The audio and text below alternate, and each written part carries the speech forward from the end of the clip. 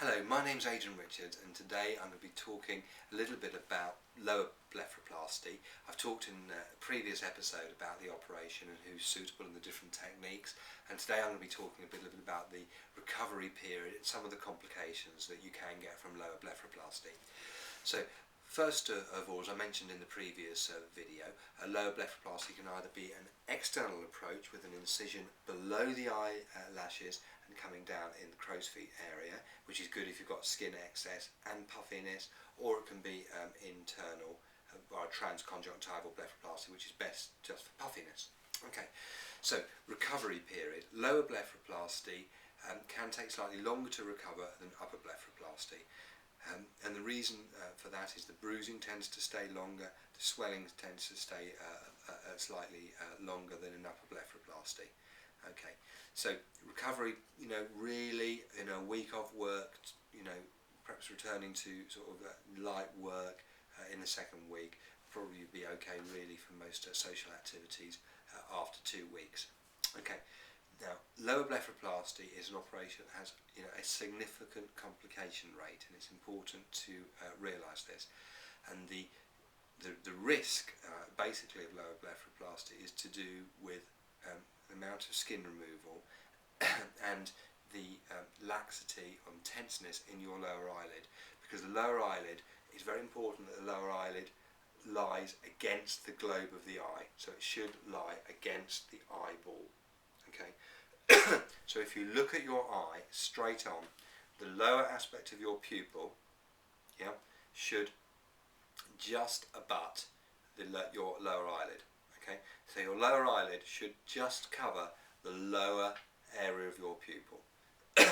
If it doesn't, you've got something which is known as lid retraction, where the eyelid is pulled down a little bit. And it's important to realise that before you consider having a lower blepharoplasty. The other important test to do is called the SNAP test, okay? And this test basically assesses how tight your lower eyelids are. So with age, generally the lower eyelids aren't quite as tight as they used to be. So the test is to pull your eyelid away from the eyeball and release it, and it should snap back quite snappily. Okay, if it doesn't snap back, if it goes back slowly or doesn't go back completely, you've got some lid laxity, and that needs to be addressed at the time of lower eyelid surgery, because if you remove skin and there isn't sufficient tension in the eyelid, you can get pulling away of the eyelid from the eyeball and lid retraction where it's pulled downwards. So pulling away of the eyelid from the eyeball is known as ectropion. Pulling downwards is known as lid retraction.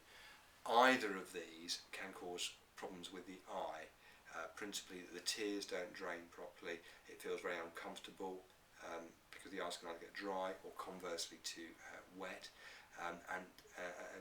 so that's a functional problem, and also obviously you've got the aesthetic problem. So it's very important with lower blepharoplasties that your surgeon assesses your eyes adequately before.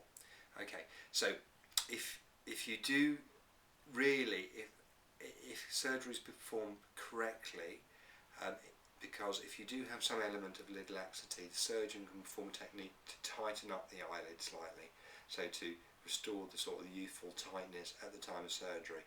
So you really need to discuss that with the surgeon. And I generally recommend that lower eyelid surgery is performed by someone who really specialises in lower eyelid surgery.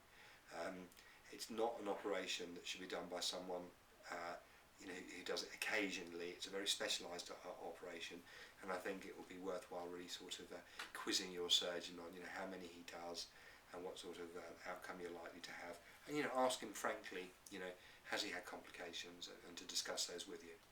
So thanks very much for listening to this video and watching this video.